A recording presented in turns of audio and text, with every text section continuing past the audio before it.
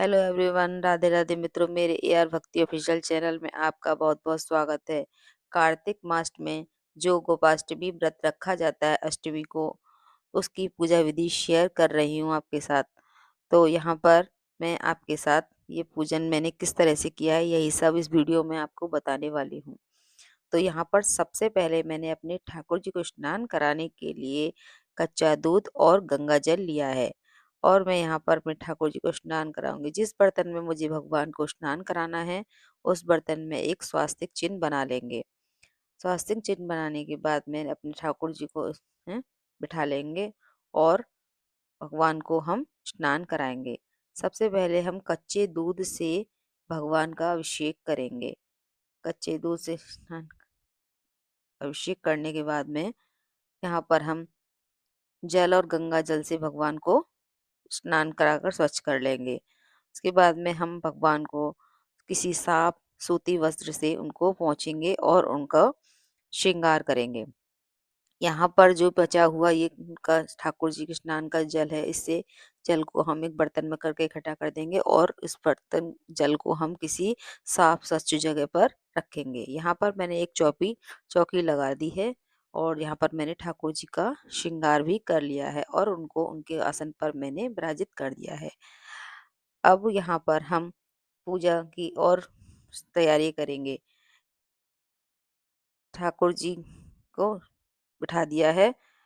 अब यहाँ पर हम आज गोपाष्टमी व्रत है, तो यहाँ पर हम गौ माता की विशेष पूजा होती है। तो आज के दिन बहुत से लोग गौशाला में दान देते हैं, गाय माता को चारा भी खिलाते हैं। सभी को प्रेम भाव से स्नान, गंगा जल की छींटे देकर स्नान कर ले। यहाँ पर मैंने अपना दीपक जला लिया और सभी भगवान को हम तिलक करेंगे।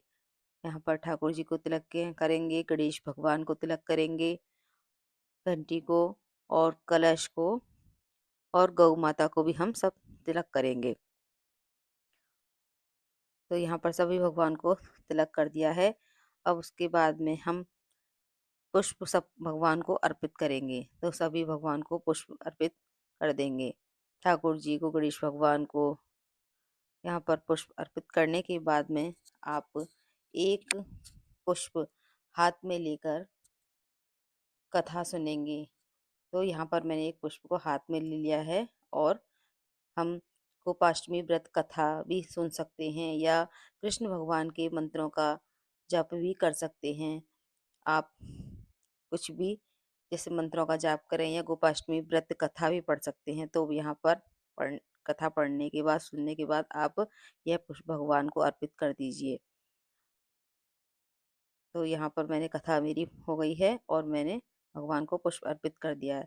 और अब हम सबसे पहले श्री गणेश भगवान की आरती करेंगे। तो यहाँ पर श्री गणेश भगवान की हम सबसे पहले आरती कर लेते हैं प्रेम पूर्वक। बहुत ही प्रेम भाव से हम गणेश भगवान की आरती करेंगे। तो यहाँ पर गणेश भगवान की हम आरती कर रहे हैं प्रेम भाव से। और गणेश भगवान की आरती करने के बाद हम यहाँ पर ठाकुर जी भगवान की भी अपनी आरती कर लेंगे। तो यहाँ पर मेरी आरती हो रही है। इसके बाद में हम यहाँ पर आरती करने के बाद में भोग सामग्री भगवान को अर्पित करेंगे। भोग सामग्री में आप कुछ भी अपना ऋतु फल, मिठाई या मिश्री, बतासे, कुछ भी आप अर्पित कर सकते हैं। तो यहाँ पर कोई ऋतु फल या मिठाई का भोग भगवान को जरूर अर्पित करें। और आज के दिन गाय को विशेष तौर पर चारा जरूर खिलाना चाहिए। तो गौशाला में दान देना चाहिए गौओं के लिए।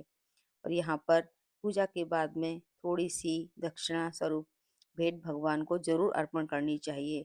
यहाँ पर मेरी पूजा हो चुकी है। यदि आपको मेरी पूजा विधि बहुत ही सरल तरीके से बताई है, आपको अगर मेरी पूजा विधि अच्छी लगी हो तो प्लीज़ चैनल को लाइक, शेयर, सब्सक्राइब करिए और भगवान सबकी मनोकामना पूर्ण करें। पूजा में रही कमियों के लिए क्षमा याचना करें। अगर मेरा आज की वीडियो आपको पसंद आई हो तो प्लीज़ चैनल को लाइक, शेयर, सब्सक्राइब करें। राधे राधे।